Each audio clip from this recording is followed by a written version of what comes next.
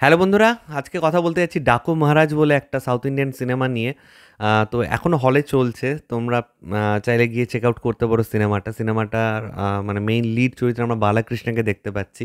খুবই পপুলার একজন অ্যাক্টর কাম প্রডিউসার কাম পলিটিশিয়ানও সাউথের। তো আ ডাকু মহারাজ এটা খুবই আমার মনে হয় আমাদের এখানে ওয়েস্ট বেঙ্গলে একটু আন্ডার রেটেড হয়ে আছে। কারণ বালাকৃষ্ণের সেরকম হয়তো ফ্যান বেসটাই নেই এখানে। তো স্টিল ১-২ জন আমাকে বলল যে সিনেমাটা দেখতে পারো। কারণ এখানে নাকি মানে বাবা-মেয়ের একটা মানে বাবা-মেয়ে না, গল্পটা দেখলে বুঝতে পারবে। একটা অন্যরকম বন্ডিং দেখানো হয়েছে। একটা ইমোশনাল জায়গা রয়েছে আরকি সিনেমাতে। তো ভাবলাম যে দেখি আরকি। তো 'ডাকু মহারাজ' দেখলাম। দেখার পর কিন্তু আমি বলছি যে সিরিয়াসলি সিনেমাটা কিন্তু অ্যাকচুয়ালি ভালো। ভালো সিনেমা কিন্তু।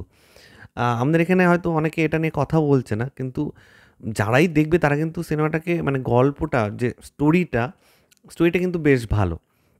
তো এখানে আমরা দেখতে পাচ্ছি যে বালাকৃষ্ণ সে ডাকু মহারাজ নামে খুব পপুলার। সে সত্যি ডাকাত ছিল। এবার সে তাকে ধরে নিয়ে যায় পুলিশ। সে জেলখানা থেকে পালিয়ে একটা ফ্যামিলিতে চলে আসে। সচিন খেতকারের ফ্যামিলিতে চলে আসে। তার ফ্যামিলিতে একটা ছোট বাচ্চা রয়েছে। বেদা আগরওয়াল সে বাচ্চা মেয়েটার নাম। আমি সার্চ করলাম, খুঁজে বার করলাম মেয়েটাকে যে মেয়েটা কে? মানে এত সুন্দর অভিনয় করেছে বাচ্চা মেয়েটা। তার attitude, body language superb! Mind blowing. সে বাড়িতে আসে এবং সেই বাচ্চা মেয়েটাকে প্রোটেক্ট করার একটা দায়িত্ব নেয়। এবার ধীরে আমাদের একটা ব্যাক স্টোরি দেখানো হয় যে এই ডাকু মহারাজ আসলে কে ছিল? সে কিভাবে ডাকাত হলো? এই বাচ্চাটার সাথে তার কী সম্পর্ক? এই ফ্যামিলিটার সাথে কী সম্পর্ক? সে ড্রাইভার হিসেবে এই বাড়িতে জয়েন করেছিল আরকি। এবং তার যে ব্যাক স্টোরি, সে ব্যাক স্টোরিতে আমাদেরকে একটা অন্য ওয়ার্ল্ড দেখানো হয়। তারপরে অ্যাট প্রেজেন্ট সে যে ফ্যামিলিটাকে প্রোটেক্ট করার জন্য কী করছে না করছে, এটা রয়েছে। পাশে অ্যানিমেল পোচার যারা রয়েছে, ধরো হাতির দাঁত, বাঘের স্কিন এগুলো যারা ব্যবসা করে আরকি, সেই জিনিসটা রয়েছে। কোকেন নিয়ে বিজনেস চলছে চারপাশে। ওই জিনিসটার এগেইনস্ট এ লড়াই চলছে। তো অনেক দিক রয়েছে সিনেমাটার মধ্যে। তো আল্টিমেটলি ক্লাইম্যাক্সে এই যে ডাকু মহারাজ এই ফ্যামিলিটাকে কীভাবে প্রোটেক্ট করবে, মানে গুড ভার্সেস এভিল যে ব্যাপারটা হয় আরকি। যারা এই ফ্যামিলিটাকে টার্গেট করছে তাদের এগেইনস্টে কী করে লড়বে, সেই ব্যাপারটা এখানে দেখানো হয়েছে আরকি। তো ভালো দিক, খারাপ দিক নিয়ে কথা বলব। সবার ফার্স্টে আমি যেটা বলব, আমার গল্পটা খুব ভালো লেগেছে। সত্যি বলছি, গল্পটা খুব ভালো লেগেছে। কিছু সিন রয়েছে যেখানে এই ডাকু মহারাজ বালাকৃষ্ণের সাথে সেই ছোট বাচ্চা মেয়েটার কিছু সিকোয়েন্স রয়েছে।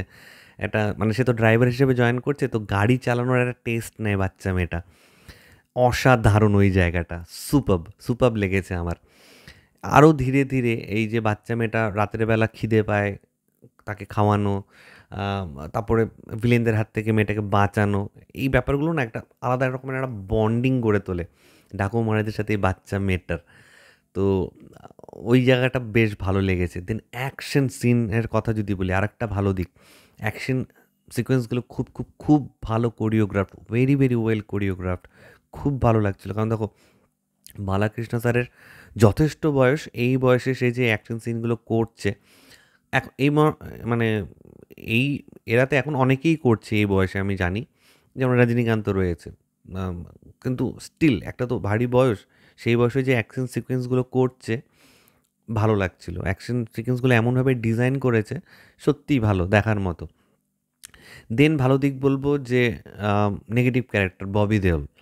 ববি দেওল এখানে নেগেটিভ ক্যারেক্টার প্লে করেছে। আমার মনে হয় যে যখন নেগেটিভ খুব পাওয়ারফুল হবে না, তখন পজিটিভ যে তার দিকটা অনেকটা ওপরে ওঠে। তো এখানে নেগেটিভ যারা প্লে করেছে ইনক্লুডিং ববি দেওল, রবি কিশনও রয়েছে একটা এমএলএর চরিত্রে। নেগেটিভ ক্যারেক্টারগুলো এত পাওয়ারফুল দেখানো হয়েছে যে পজিটিভও এখানে ওভার পাওয়ার করে যায়। স্টিল খুব ভালো ব্যালেন্স লাগছিল আমার কোথাও গিয়ে, যে হ্যাঁ, একটা ভালো ফাইট হবে আর কি।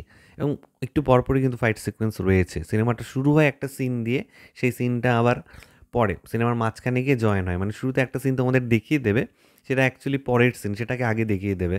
তো এই সিচুয়েশনটা কীভাবে এলো সেটা আবার সিনেমা কিছু দূর এগোনোর পর আমাদেরকে দেখানো হয়। তো এই ব্যাপারটাও বেশ ভালো। এছাড়া সাপোর্টিং স্টার কাস্টে যারা ছিল, মকরন্দ দেশপান্ডে ছিল। বেশ কিছু ভালো ডায়ালগ ছিল।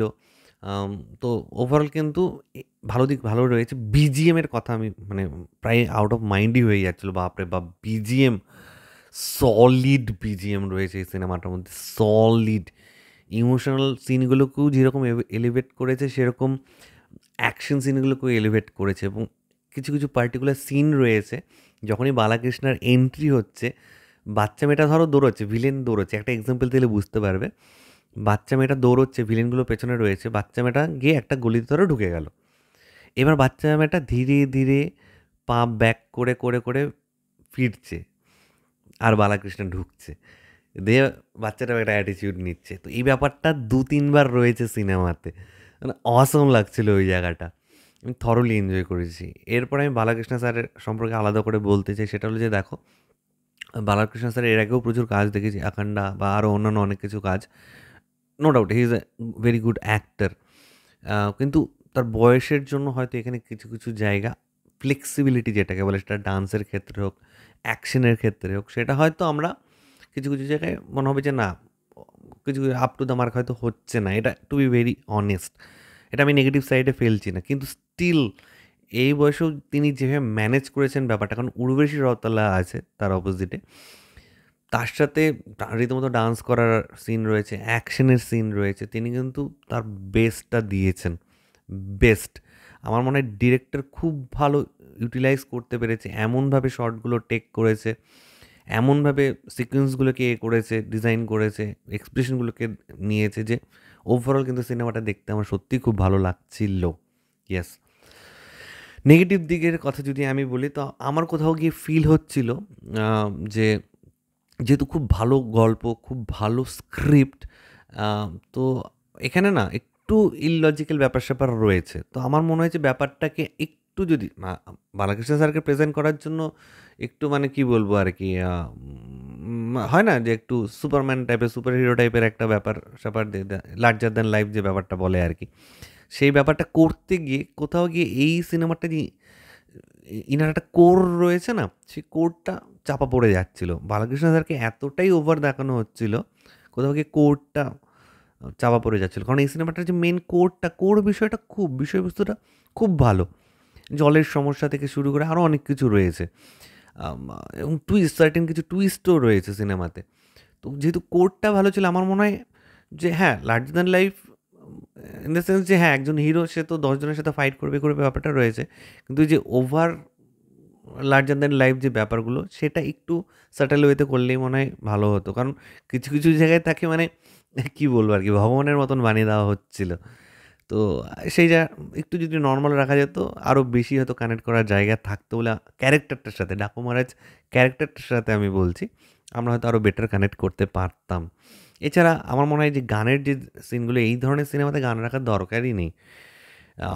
এবং গান যখনই এসছে একটু স্লো করেছে সিনেমাকে, স্টোরিটা এগোচ্ছে, গানটা কিন্তু হোল্ড করেছে। স্পেশালি যে ডান্স নাম্বার ছিল বালাকৃষ্ণ স্যারের সাথে উর্বশী রওতালার, সেটা তো কোনো দরকারই ছিল না, কোনো দরকার ছিল না। আমি ওই ধরনের গান রাখবো কেন? আমি সেই জায়গায় অন্য রকমের গান রাখবো, যেখানে গল্পটাও এগোচ্ছে, গানও চলছে, এরকম জিনিস রাখবো। আলাদা একটা ডান্স নাম্বার ঢোকানোর, আমি জানি না, এটা সাউথের সিনেমাটা ট্রেন্ডও বটে যে একটা ডান্স নাম্বার থাকবেই আর কি। তো এখানে বালাকৃষ্ণ স্যার আর উর্বশী রওতালার একটা ডান্স নাম্বার রয়েছে, আমার এটা আনওয়ান্টেড লেগেছে সিনেমাতে। এছাড়া নেগেটিভ দিক, সিনেমাটা কিন্তু খুব ওয়েল এডিটেড, এবং কী বলবো আর কি, খুব কম্প্যাক্ট একটা সিনেমা, অনেকগুলো দিককে কানেক্ট করার চেষ্টা করেছে, এবং আমার মনে হয় ডিরেক্টর সামহাও সেটা 100% না হলেও 95% তো সাকসেসফুলি করতে পেরেছে। তো আমার মনে হয় আরও বেশি পরিমাণ দর্শক এটা দেখা উচিত ছিল এই সিনেমাটা। আমি জানি না আমাদের এখানে কেমন চলছে এই সিনেমাটা। ওভারঅল বক্স অফিস কালেকশন তো ডিসেন্ট কালেকশন করছে সিনেমাটা। কিন্তু সিনেমাটার মেইন যে গল্পটা কিন্তু খুব ভালো। আমি বারবার বলছি, সিনেমাটার স্টোরি, প্লট খুব ভালো। এই স্টোরি প্লটটার জন্য একবার দেখতে যাও। তো এটাই তোমার সাথে শেয়ার করার ছিল। ডাকু মহারাজ যারা দেখে ফেলেছো অলরেডি, প্লিজ নিচে কমেন্ট করে জানাও।